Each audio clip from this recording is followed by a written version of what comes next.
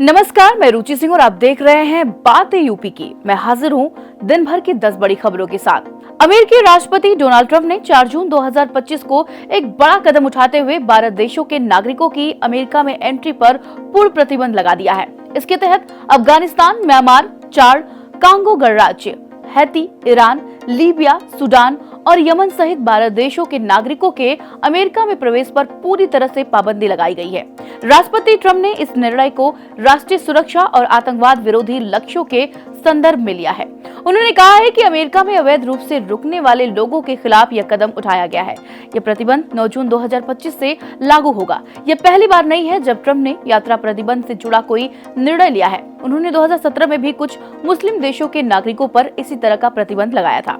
विश्व पर्यावरण दिवस पर प्रधानमंत्री नरेंद्र मोदी ने अरावली ग्रीन वॉल परियोजना की शुरुआत की, जिसका उद्देश्य अरावली पर्वतमाला की बंजर भूमि को हरा भरा बनाना है। यह परियोजना दिल्ली, हरियाणा, राजस्थान और गुजरात के 29 जिलों में लागू होगी, जहां करीब 1000 नर्सरियां विकसित की जाएंगी। अरावली की 700 किलोमीटर लंबी सीमा में 42% भूमि बंजर है, जिसे पुनर्जीवित किया जाएगा। साथ ही पीएम ने एक पेड़ मां के नाम योजना के दूसरे चरण की शुरुआत भी की। यह जन अभियान 2024 में शुरू हुआ था और अब तक 109 करोड़ पौधे लगाए जा चुके हैं। यह पहल भारत के जलवायु लक्ष्यों को पूरा करने और मरुस्थलीकरण रोकने की दिशा में एक महत्वपूर्ण कदम मानी जा रही है। अयोध्या में राम मंदिर के प्रथम तल पर आज 8 विग्रहों की प्राण प्रतिष्ठा का धार्मिक अनुष्ठान संपन्न हुआ। इस अवसर पर उत्तर प्रदेश के मुख्यमंत्री योगी आदित्यनाथ मुख्य अतिथि के रूप में शामिल हुए। उन्होंने रामलला के दर्शन किए और प्राण प्रतिष्ठा में भाग लिया। इस दौरान सीएम योगी ने हनुमानगढ़ी, रामकथा पार्क, सरयू आरती स्थल और मणि रामदास छावनी का भी दौरा किया। प्रशासन ने श्रद्धालुओं की सुविधा के लिए व्यापक प्रबंध किए और सुरक्षा व्यवस्था का चाक चौबंद भी किया। यह आयोजन राम मंदिर के निर्माण की दिशा में एक महत्वपूर्ण मील का पत्थर है और अयोध्या को धार्मिक और सांस्कृतिक दृष्टि से और भी समृद्ध बनाएगा।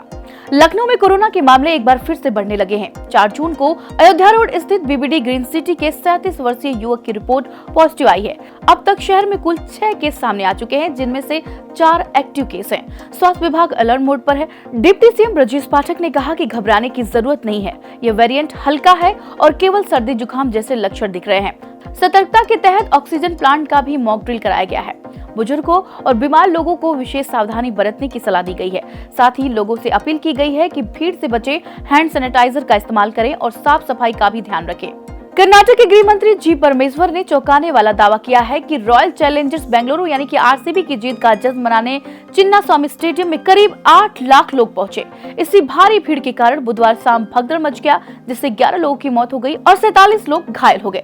मंत्री के अनुसार आयोजन स्थल पर भीड़ नियंत्रण की पर्याप्त व्यवस्था नहीं थी, जिसके चलते यह हादसा हुआ। अब इस मामले में उच्च स्तरीय जाँच के आदेश दे दिए गए हैं। भगदड़ में घायल लोगों का इलाज विभिन्न अस्पतालों में चल रहा है। यह हादसा आरसीबी की जीत के बाद आयोजित जश्न के कार्यक्रम के दौरान हुआ, जिसने प्रशासन की तैयारियों पर भी कई सवाल खड़े किए। लखनऊ और कानपुर के बीच रैपिड रेल प्रोजेक्ट को लखनऊ विकास प्राधिकरण यानी कि एलडीए ने एनओसी दे दी है। इस हाई स्पीड रेल का स्टार्टिंग पॉइंट अमौसी एयरपोर्ट के पास होगा और ये सफर मात्र 40 से 50 मिनट में पूरा हो जाएगा, जो अभी 1.5 से 2 घंटे का था। एनसीआरटीसी मेरठ के तर्ज पर इस प्रोजेक्ट को विकसित किया जाएगा, जिसमें स्मार्ट टिकटिंग, तेज ब्रेकिंग और हर मौसम में चलने वाली ट्रेनें शामिल होंगी। रैपिड रेल का ट्रैक बनी से उन्नाव होते हुए गंगा बैराज तक जाएगा। इससे लखनऊ और उन्नाव में वेयर हाउसिंग, औद्योगिक कॉरिडोर और आवासीय विकास को बढ़ावा मिलेगा। ये प्रोजेक्ट 2015 में प्रस्तावित हुआ था और अब कोरोना के बाद फिर से रफ्तार पकड़ चुका है। उत्तर प्रदेश के जल शक्ति मंत्री स्वतंत्र देव सिंह ने लघु सिंचाई विभाग के 88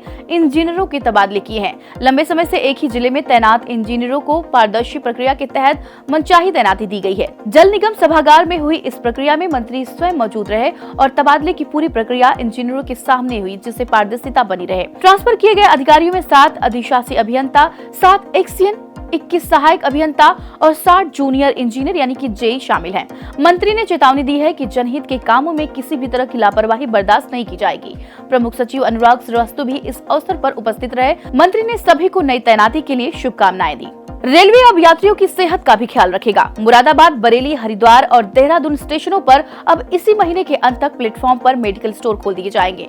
इन स्टोर्स पर डॉक्टर द्वारा सुझाई गई सभी जरूरी दवाएं उपलब्ध होंगी। ट्रेन यात्रा के दौरान बीमार पड़ने वाले यात्रियों को तुरंत दवा मिल सकेगी। मुरादाबाद जंक्शन से रोजाना 1.5 लाख से ज्यादा यात्री गुजरते हैं, जिसमें से कई को दवाओं की जरूरत पड़ती है। फार्मेसी डिग्रीधारी व्यक्ति ही इन स्टोर्स पर दवा देगा और संचालन की निगरानी मुख्य वाणिज्य निरीक्षक करेगा।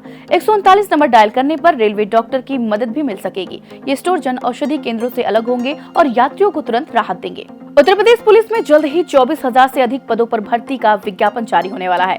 पुलिस भर्ती एवं प्रोन्नति बोर्ड ने पूरी तैयारी कर ली है और संभावना है कि यह विज्ञापन 15 जून तक जारी हो जाएगा। प्रस्तावित पदों में 19,220 सिपाही और 4,543 उप निरीक्षक यानी कि दरोगा के पद शामिल हैं। सिपाही भर्ती में पीएसी, महिला वाहिनी, नागरिक पुलिस, विशेष सुरक्षा बल और घुड़सवार पुलिस के पद शामिल हैं। उप निरीक्षक के लिए नागरिक पुलिस, प्लाटून कमांडर और विशेष बल के पद हैं। सरकार ने उप निरीक्षक भर्ती में उम्र सीमा में 3 साल की छूट भी दी है। अनुमान है कि इस भर्ती प्रक्रिया में करीब 35 लाख आवेदन प्राप्त हो सकते हैं। उत्तर प्रदेश में पिछले दिनों हुई बारिश से मिली राहत अब खत्म होने वाली है। मौसम विभाग के अनुसार 6 जून से बारिश का सिलसिला थम जाएगा और गर्मी तेजी से बढ़ेगी।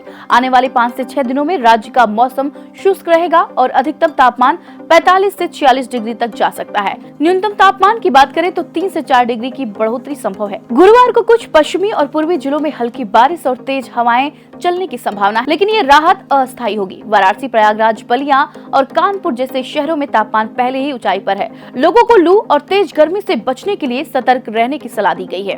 तो ये थी दिन भर की 10 बड़ी खबरें। ऐसी खबरों के लिए देखते रहिए और करते रहिए बातें यूपी की।